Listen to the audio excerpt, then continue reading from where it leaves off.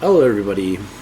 Tonight we were going to look at the world's most important urban farms. And basically, I've been working on a document for about a year now on where they're located around the world. This is part of the Beyond Borders project that I've been working on, trying to work on with a couple of friends, basically studying things, what's going on around the world. But basically, this is a document that we've been working on. It's called World's Most Valuable Urban Farms. And basically, we wanted to find kind of like a tour and find out where those farms are located internationally. But before we begin, I just wanted to come up with a few statistics. So basically, we're talking about a $9 to $10 trillion market feeding 8 billion people.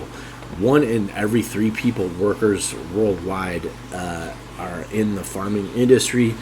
So it's quite a huge amount of people. And then basically only 30 to 35% are small farmers. So a lot of these are bigger farmers, large farmland kind of crop areas.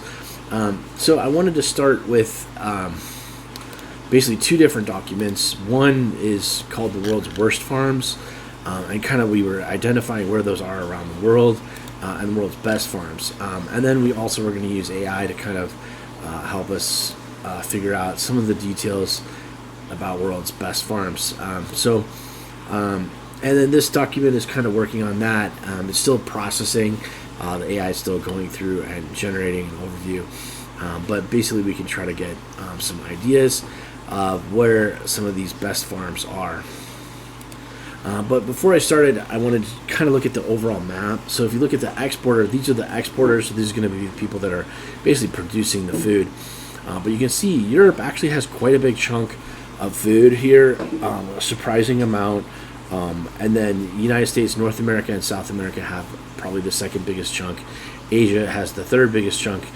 Africa has a very small chunk. And then basically, surprisingly, Africa and Australia and New Zealand have about the same amount of exports on farming food. But now on the import side, it's a little bit different. This would be some of the world's worst farms. So basically, as you can see, the United States is actually importing quite a lot.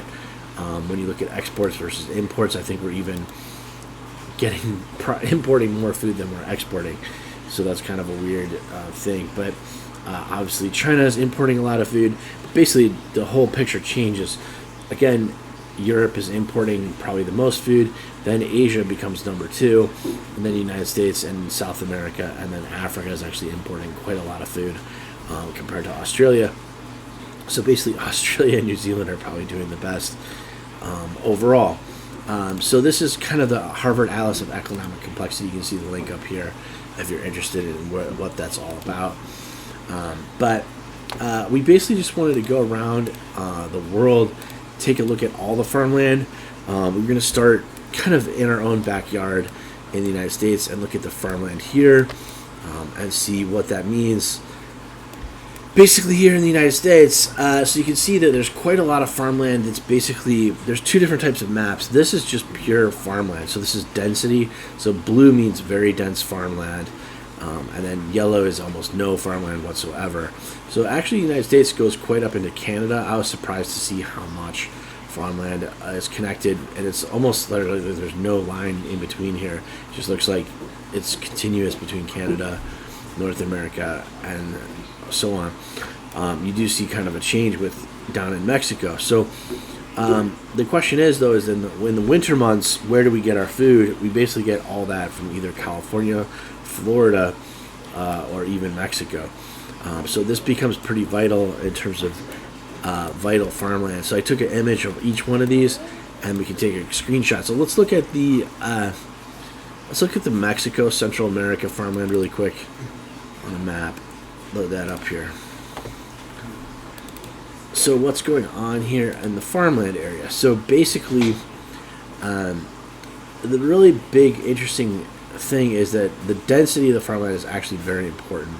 So as you get closer to the north here and along the coast, there's actually quite a lot of farmland in this area, and then Mexico City and so on. So it's basically split, right? So you basically have this channel kind of coming up through here, and then you have another one kind of coming up through the center, and almost going through the center here, and then down through here, like that. And then the rest of the farmland being kind of down along the coast here. So that is important. This is really important to study because this can solve some of the world's most important farming problems, because a lot of the farming that goes on into the jungle, from Colombia and Venezuela, for instance, some of that food could actually come from Nicaragua, Honduras, Mexico. I mean, think about it. We get a lot of our food from Mexico. Why isn't it possible that why do they have to farm necessarily in the jungle? So that's one key here to this whole map. So what we're trying to do here is build this document with the world's most valuable farms.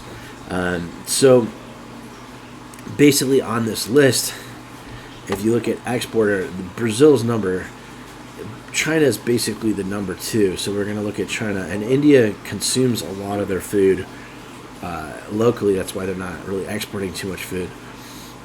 But you'll see on the map that there's quite a lot. So let's go jump over to China now really quick, just to see what's going on over in China.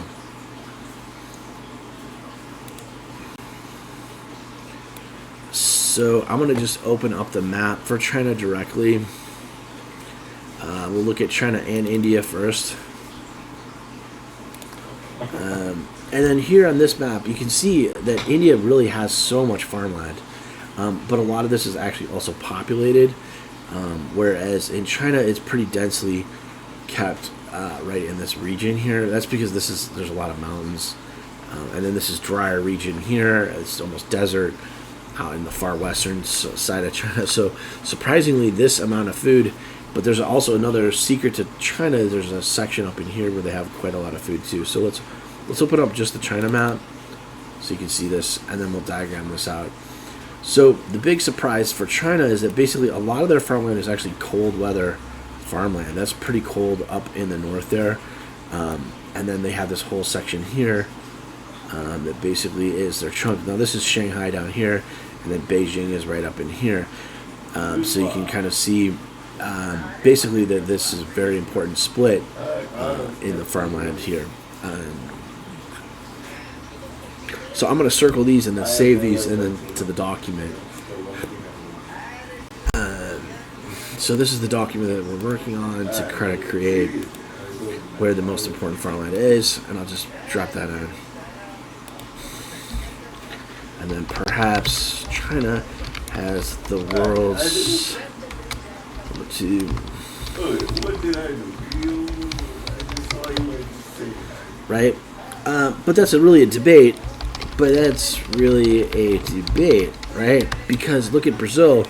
The question is, it's dangerous farmland though, right? So this is fairly safe farmland. It's colder weather up in here, and then this is also pretty almost all floodplain, so it's kind of safe farmland. But then the Brazil farmland is also really interesting. So let's take a look at the Brazil farmland on this, and then see.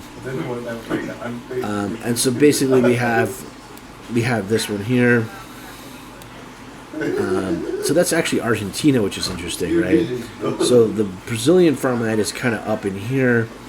You have Paraguay and a mixture, so it's kind of heavily done through here.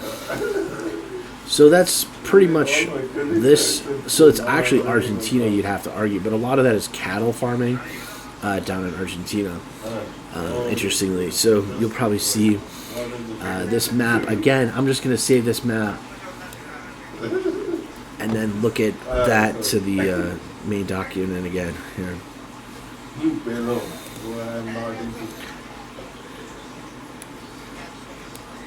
Okay. And then we'll just put a notice here that, so you notice that a lot of the Brazil farmland is actually Argentina. Sorry, I didn't spell Argentina right. Okay, so but basically that's that map. So we've got the 3 most important maps already up. United States. This is in terms of exports. So it's kind of a debate. One thing I wanted to look at is actually farming in the ocean too. So a lot of this document actually looks later on in this document. You'll see that I look at a lot of the farmland in the ocean. Now this is all fishing vessels. All the pink is fishing vessels. So you can see that basically in Asia, they're doing a lot of farming in the ocean. So it's basically quite a lot of boats there. This is in thousands and thousands of boats, and I would say maybe even millions of boats. So basically, that's kind of an important part of this document. Later on, we look at that, and that becomes problematic farmland. But we're really looking for safe, valuable farmland that's kind of away from the jungle and reasonably situated. So Europe is basically the next big one that we want to look at here. Let's see if I can grab the screenshot for Europe. Alright, so here's Europe. Let me see if I can clean this up a little bit. So Europe is quite interesting. It raises the question of how important Ukraine is. I think it's something like 30% of the wheat actually comes from Ukraine. So you can see that basically the farmland is kind of sectioned out. Russia has quite a lot of farmland, and it comes through here, and it goes like this. And that's considered most of Europe's farmland there. And then obviously Spain is kind of in here, but the mountain range kind of separates that and makes it almost North African. So you have this whole section of North Africa that's basically pretty farmed out here, and then you get into Middle Eastern farmland.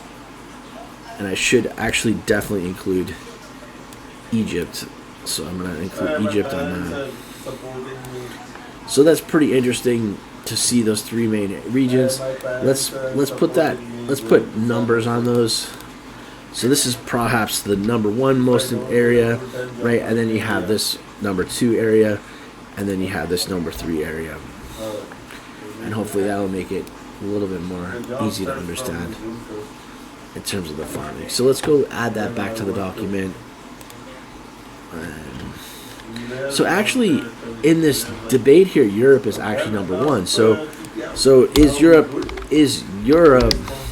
really the world's most important and clean, safe farmland? Is it really? That's the question, right? And we'll do a little document, see if we can. Actually, I don't think I saved it. Did I save it? I didn't save it. I don't think I saved it. Let's see what we did here. Overwrite. There we go.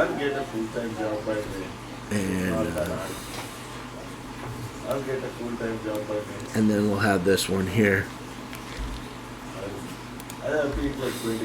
Now we probably want some. I'm going to save the links to this so you can see. Let's bring this over to Europe, and it's going to take a little while to load because it's quite a lot of data. But we'll share this as a link here.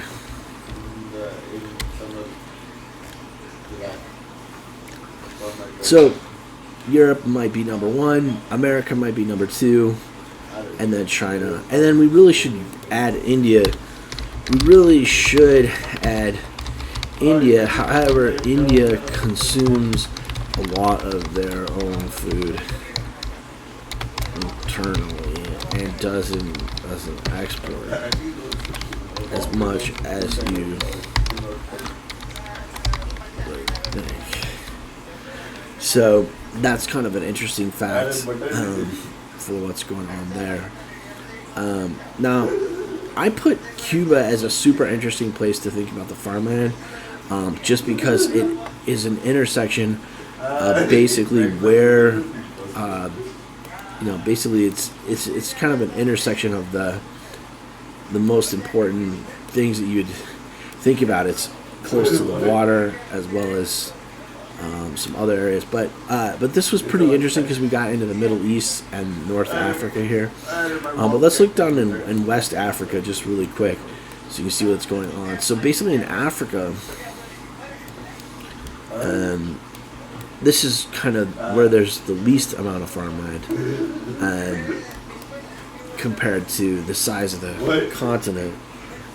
But basically they're starting to farm almost all of West Africa, and it's possible that West Africa alone could feed all of Africa, because they don't really need to build farmland deep in the Congo jungle. And you can start to see these specks of red dots here showing that there is definitely some jungle farming going on, which should be kind of concerning. But if you have any questions, I am reading the Facebook Messenger as well as I looked at the LinkedIn Messenger sometimes. If I see a question, just send me a direct message.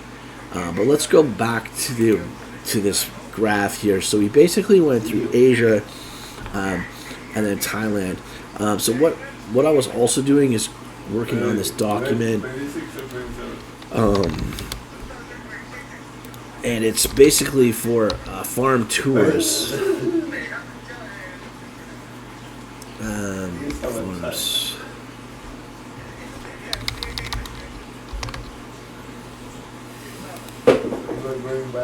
So this document here is basically, after we make this document with the world's best farms, we want to start to look at where we can do like a summer farm tour for kids, families, and even for just people who want to go on vacation and check out basically where the best farms are. Now this is internationally, so we looked at basically Asia. You can see there's some areas there, and then looked at basically the global farm map and tried to pick out basically both safe areas as well as big time farming. So you can see, and you can also see how important Egypt is because this is all farmland. But it's really interesting just to look at this document and kind of say, like if you are in Shanghai, where is the nearest farmland? Where does your food come from? If you are in Shanghai, for instance. And then there's quite a lot of topics on that. And then this is getting into Thailand. So you can see some farming in Thailand. Basically being very vital for a certain reason, because it basically prevents people from farming in the ocean. So a lot of people can farm inland in Thailand. And it's one of the largest economies in Southeast Asia. So we're basically trying to figure out about the pollution in the water. And you can see in the Philippines, it's quite massive amount of pollution. India has a lot of pollution in the water, rest of the world, and so on. China, Brazil, Thailand, Indonesia, Bangladesh, Vietnam. So that should give you some ideas about this. And we kind of broke it up into different sections in the United States, so you could see where the farms are basically in the United States. This is a really helpful map. It's really fun to kind of zoom in and see, like if you want to go down to Florida, you can look at some sugarcane fields. It takes quite a long time to load up the map, but you can see which crop it is by clicking on it. This is going to be sugarcane, I'm pretty sure. That's didn't click on sweet corn. Okay, so grassland, pasture, sugarcane. So purple was sugarcane, but there's quite interesting things to look at just in the United States to see how centralized. Like you'd think that they'd have sugarcane all throughout Florida, but it's kind of like one, maybe only a couple companies doing the sugarcane.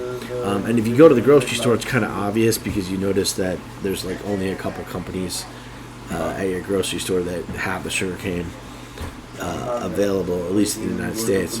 But they don't have this map globally, but it'd be nice to have a global map so you can click on the crop and find out what type of crop that was. And then this light blue is actually rice. So as you get up into northern parts, this is kind of swampy land in the United States because it's right along the river. They have a lot of stuff like that. So hopefully this will be interesting for you if you want to grab this map. I'll post this on the document as well so you can see. I think I put it right there. So this is make this a little bit bigger so it's obvious. If you're interested in grabbing that, you can just pause the video and come back to that and grab that map if you want. Or this is the official map for the, and I'll put this one, this is the Harvard Atlas of Economic Complexity. That link right here so people can see it. But going back to that Harvard Atlas is that, really Asia, the funny thing is that Asia really isn't producing a lot for export, right? You see India and Turkey basically have the same amount of exports. Vietnam has almost the same amount of exports as India. So there's really something going wrong on the export side. And I think part of that is that when you trade food, there can be some businesses that could really help benefit both economies and sharing different cultural kinds of traditional foods and things like that. So there's definitely some business opportunities there for that. Anyway, so that's pretty much it for right now. I'm going to come back a little bit later, and we're going to listen to what the AI has to say about these farmlands. Looks like it. Maybe we can just listen in a little bit right now.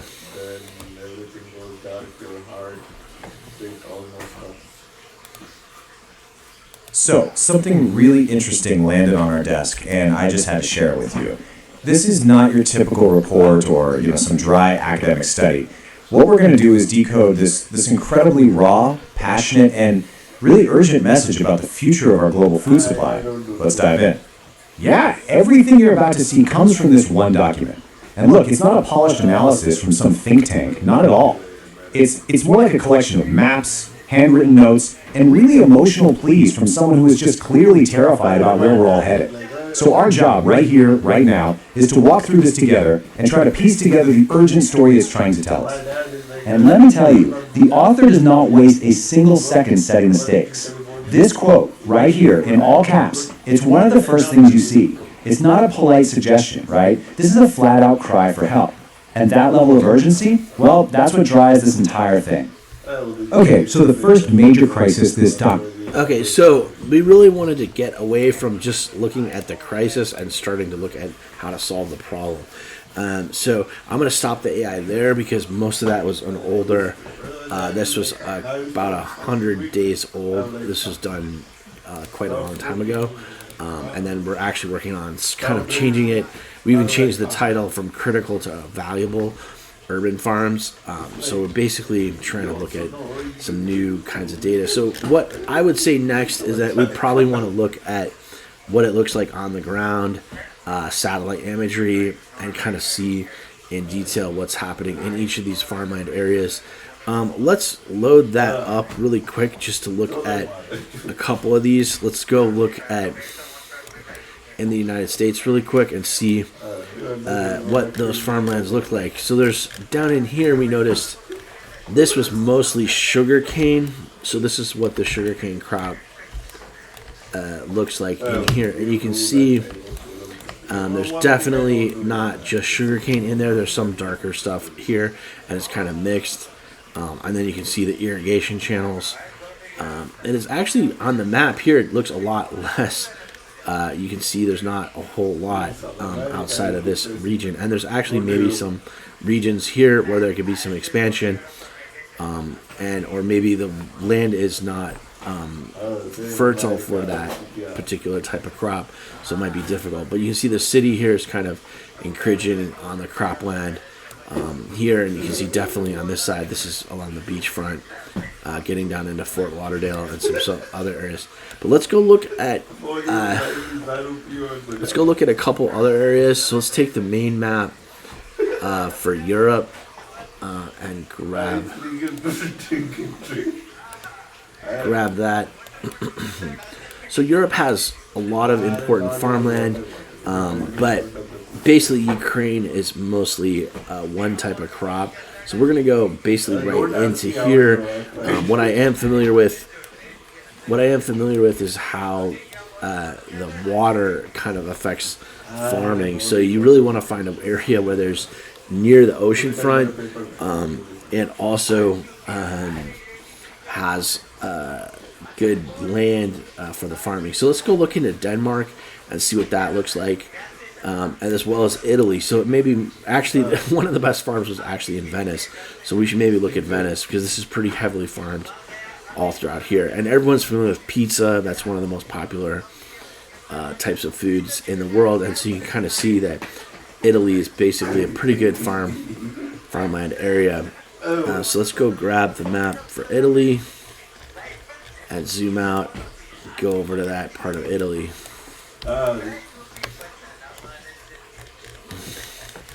And just see what some of their farmland looks like. So this whole valley, if you're seeing where we're at in Italy, we're basically, here's Italy, right? And then we got this whole area right in here, which is basically their main farming area.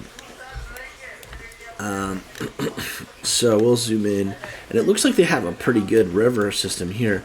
So this is probably right coming in from the Alps, and that's pretty big river. So right along there, you're gonna have some of your best farmland, and then right in here. So this is basically the way that Italian farms look. Now, if you compare this to the American farms, if you remember, were very square. This shows a lot more history and kind of like divided up into different sizes of farms, and definitely not owned by like one company. So it's maybe a better environment for farmers, just because it's not. It's more diversified in terms of how many farmers are out there, but it just shows it's pretty interesting to look at this back into here. You can see Milan and some of the other major cities. Let me see if I can add. We can add roads on this, or there's the main roads. So that makes it look a little bit bad, but basically this is Milan. Over here, and it's considered very industrial, but basically it's basically a farming town, right? Because that's probably what originally got this all going. So even in the United States, a lot of towns are named after animals or cattle, or they had old, they name it after rivers and stuff like that. So. So that's Italy. Let's go take a look at one other place in Europe. Since we know there's a lot of farmland up here in Denmark. This is Copenhagen over in here, but it looks like outside of the Copenhagen. Let's see what this looks like. So this looks actually pretty different, right? This looks like more swampy. You can tell it actually gets quite cold in here too. But you can see some of this farmland. So quite a lot of farmers definitely on these maps.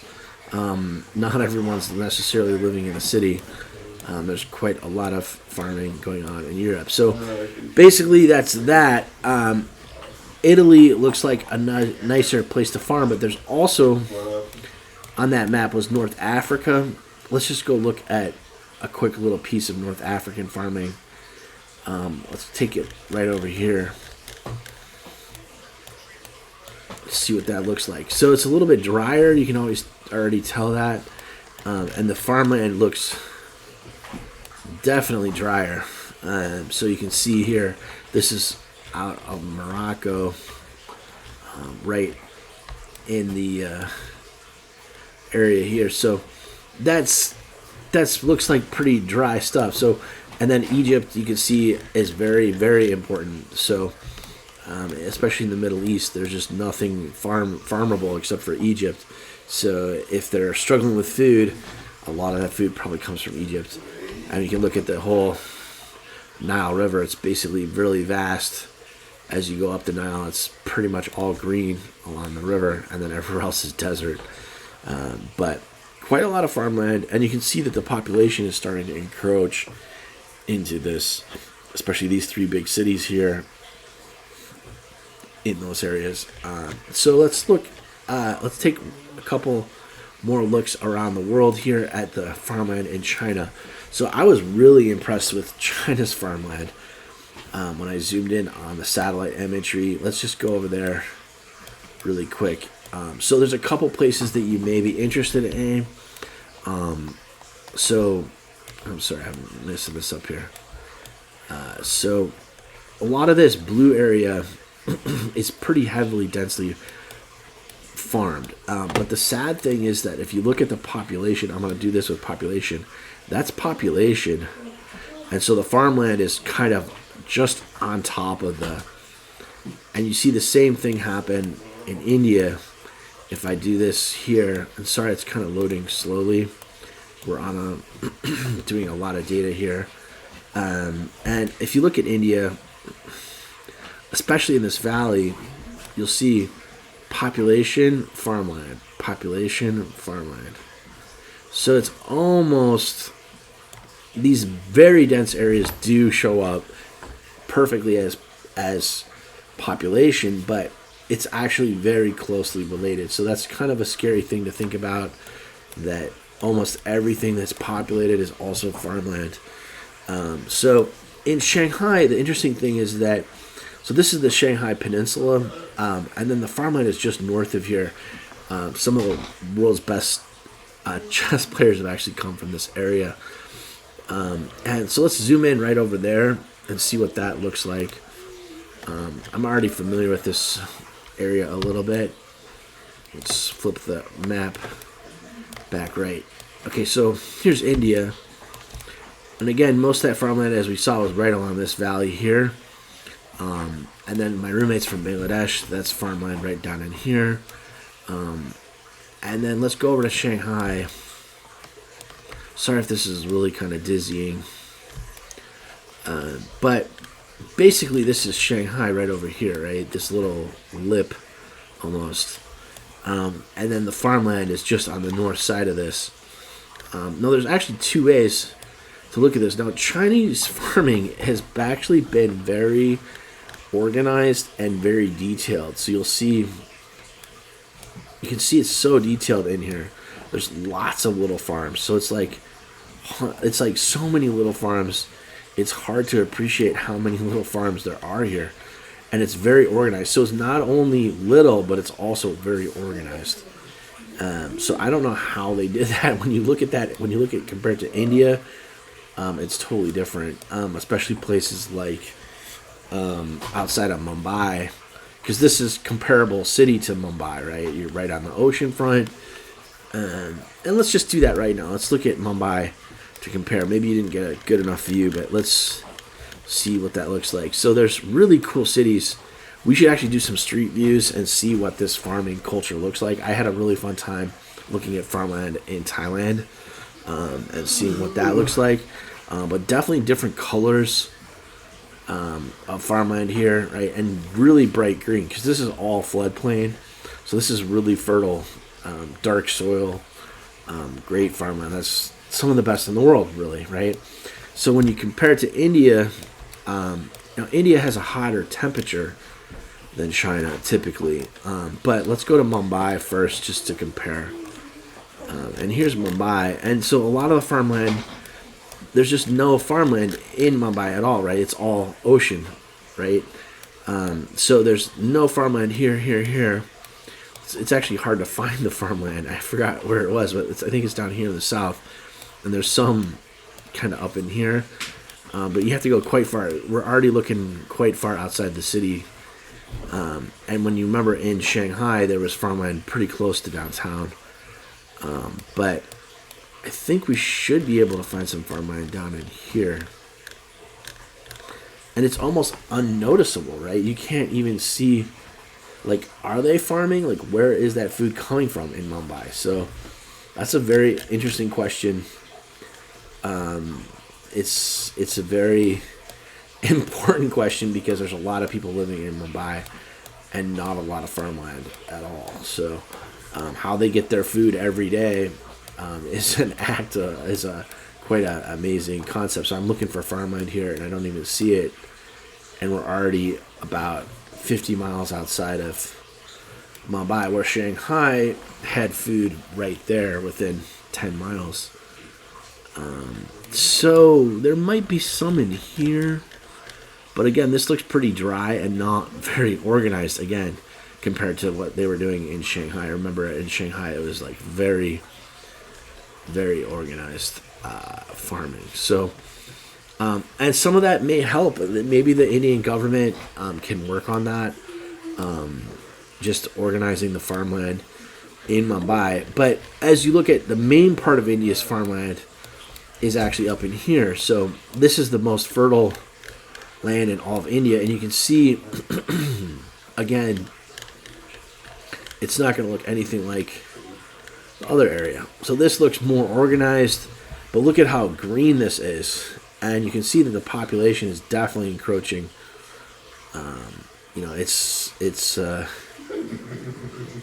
It's about 5,000 feet or so across from each of these cities, but a lot of people and then not a lot of farmland.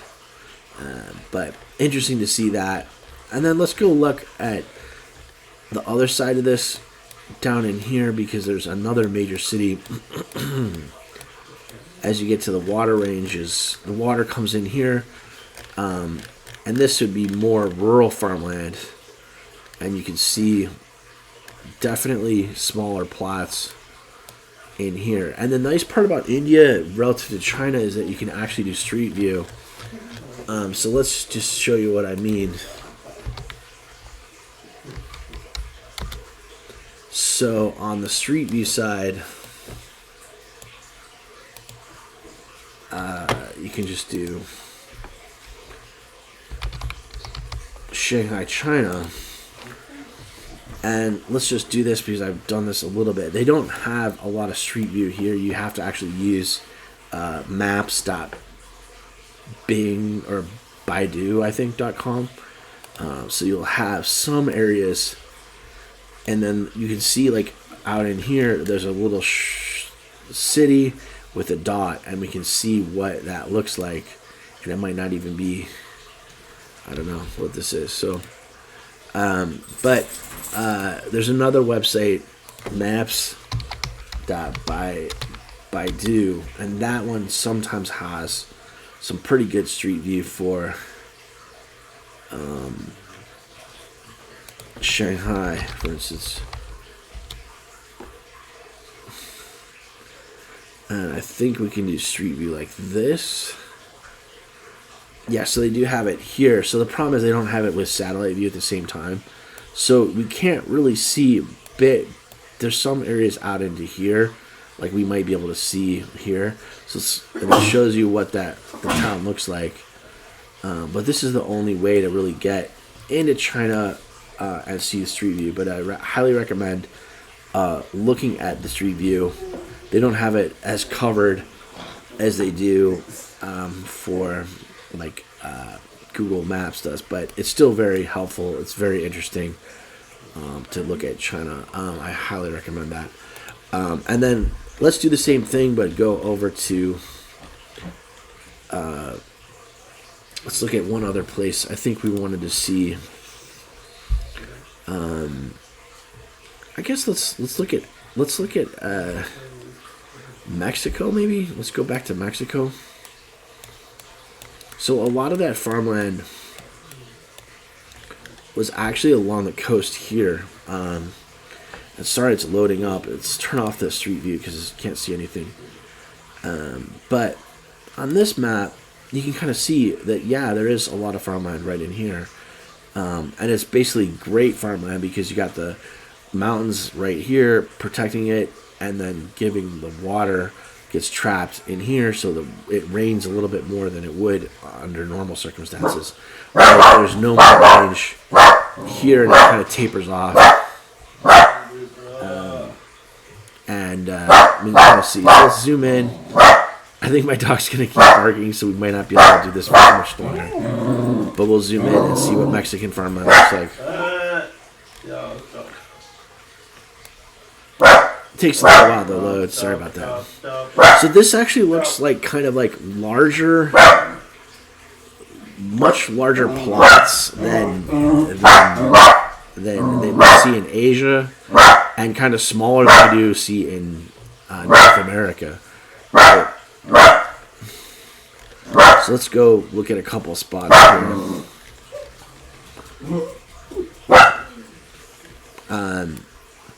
So maybe another spot. A little bit closer to the city and out in here.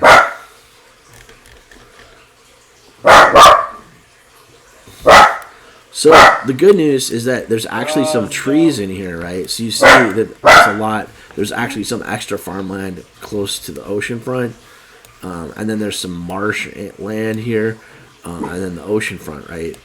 So kind of interesting what's going on in Mexico, and Mexico actually holds the key to having a sustainable future for farming and food and stuff like that. Okay, so I'm gonna stop this, but feel free to take a look at the document. We're going to keep working on this over the next year or so and come up with some helpful, valuable ways to study the farmland around the planet. Thank you so much. Hope you enjoyed this study.